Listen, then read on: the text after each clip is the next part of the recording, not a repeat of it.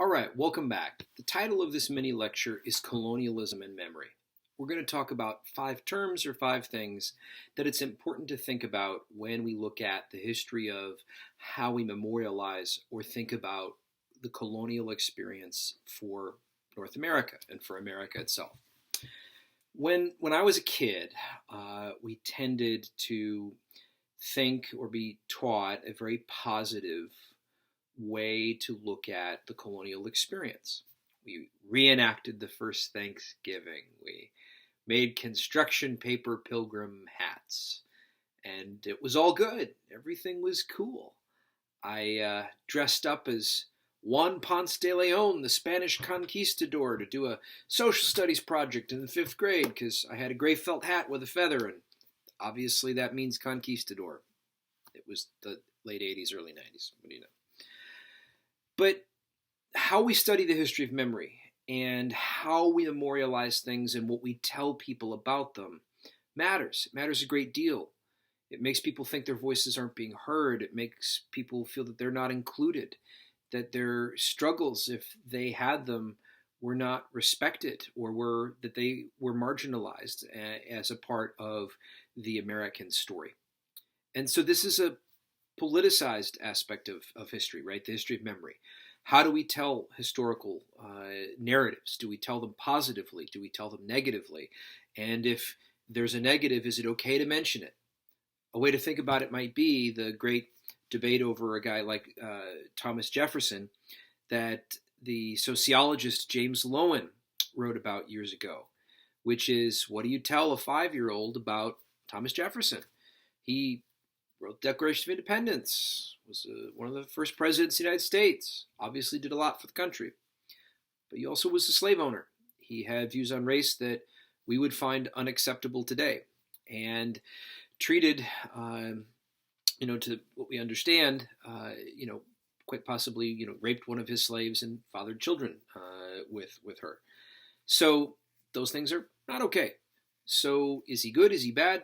What do you tell a 5-year-old? Right? And in as much as you have to construct a narrative for a very young person, you change and adapt and construct narratives for folks as one ages. So when we think of the memories of the colonies, when we memorialize the colonies, the colonial experience, is it good? Is it bad? What do we think? So first thing for us to think about is John Smith. John Smith kind of came back into the modern discussion really because Disney made a movie about Pocahontas. Is he a sort of, positive figure who kind of helps to see across racial divides? He's a soldier of fortune type who's involved in earlier colonial settlements and exploration. He doesn't really have a relationship with Pocahontas. If he did, we today would find it really not okay. We don't tend to think that it's good that guys who are over 18 want to spend time with girls who are preteens. So there would be an issue there. The Pilgrims. We tend to look singularly on the Pilgrims as the essence of kind of what it means to be American, that America was founded really as a nation of folks seeking, freedom from religious persecution. Now, don't get me wrong. The Pilgrims were certainly seeking to be able to construct their church as they saw it. But does that mean they treated everybody else really well? No. And the Pilgrims aren't the majority of folks coming to North America in the 17th century. So does that mean that, the entirety of the early American story is wrong, right? There's a lot there. All right. Thirdly would be treatment of Native Americans. The usual story is that since, the Pilgrims had a relatively good relationship with this guy named Squanto, their treatment was pretty good. No. It's very difficult. It's complex and it's violent. And much of this is a story of eradication and near genocide in the 17th and into the early 18th centuries. This isn't particularly a positive story. Fourth, the New York Times last year put together a great project on the role of race, particularly when it comes to enslaved individuals from Africa.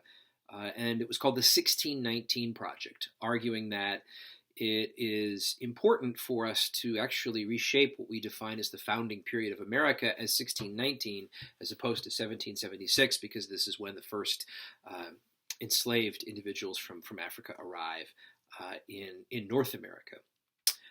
And that does beg the question of what date should we look at as the foundational date? Does it have to be 1776?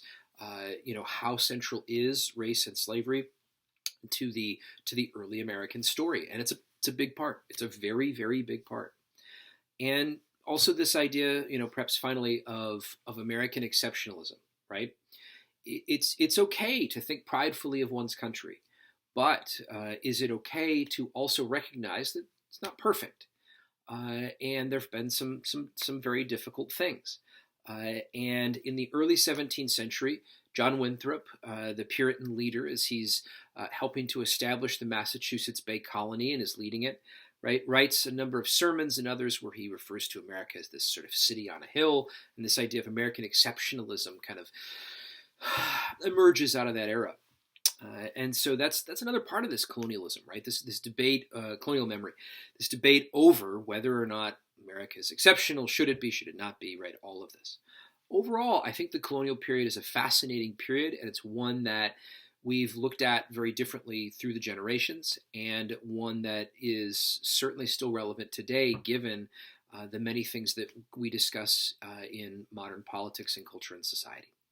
Thanks so much.